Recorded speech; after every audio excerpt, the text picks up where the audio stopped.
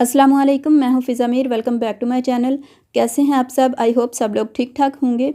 आज मैं आपको सिलाई उधेड़ने का तरीका बताऊंगी जिससे आप बहुत ही आसानी से सिलाई उधेड़ सकते हैं। क्योंकि अक्सर हमारे साथ, बल्कि आप लोगों के साथ भी ये मसला होता होगा कि कोई सिलाई गलत लग जाए तो उसे उधेड़ना पड़ता है, या फिर अक्सर तरपाई करने के लिए भी तरपाई वाली जगह पे सिलाई लगाई जाती है और तरपाई करने के बाद उस सिलाई को उधेड़ दिया जाता है। ज़्यादातर लोग इस तरह से धागे को खींच के सिलाई उधेड़ते हैं, लेकिन इसमें मसला ये है कि इस तरह एक तो टाइम ज़्यादा लगता है और दूसरा हाथों पे निशान भी बन जाते हैं। इसके अलावा कपड़े में खिंचाव भी आ जाता है। तो इस मसले का हल ये छोटा सा टूल है जिसे सीम रिपर कहते हैं। जो लोग इस टूल के बारे में पहले से जानते हैं, ये वीडियो उनके लिए नहीं है, वो वीडियो छोड़ के जा सकते हैं।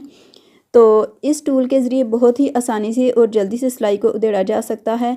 सबसे पहले इसकी नोक को टांके के अंदर एंटर करके थोड़ा सा घुमाएंगे तो धागा टूट जाएगा। 3 से 4 टांके छोड़ के इस स्टेप को रिपीट करेंगे और फिर आगे भी जितने तक सिलाई उधेड़नी है इस स्टेप को रिपीट करते जाएंगे।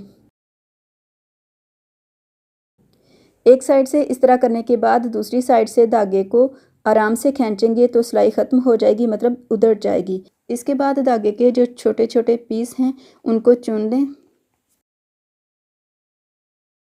इसी सीम रिपर को यूज़ करते हुए आप दूसरे तरीके से भी सिलाई को उधेड़ सकते हैं, यानी कपड़े को इस तरह से पकड़ के थोड़ा सा खींचें और सीम रिपर की मदद से दरमियान से धागे को काटती जाएं।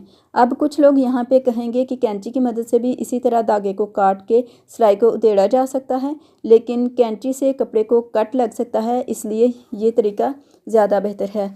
वैसे तो सीम रिपर आपको मार्केट से आसानी से मिल जाएगा, लेकिन अगर आप इसे ऑनलाइन बाय करना चाहें तो वीडियो के नीचे डिस्क्रिप्शन में लिंक मौजूद है, उस पर क्लिक करके द्रोस.pk से आसानी से बाय कर सकते हैं। इन दोनों तरीकों में से आपको कौन सा तरीका ज़्यादा अच्छा लगा, कमेंट बॉक्स में अपनी राय का इजहार ज़रूर कीजिएगा। चैनल को अगर अभी तक सब्सक्राइब नहीं किया हुआ तो सब्सक्राइब कर लें। मिलते हैं अगली वीडियो में, तब तक के लिए अल्लाह हाफिज़।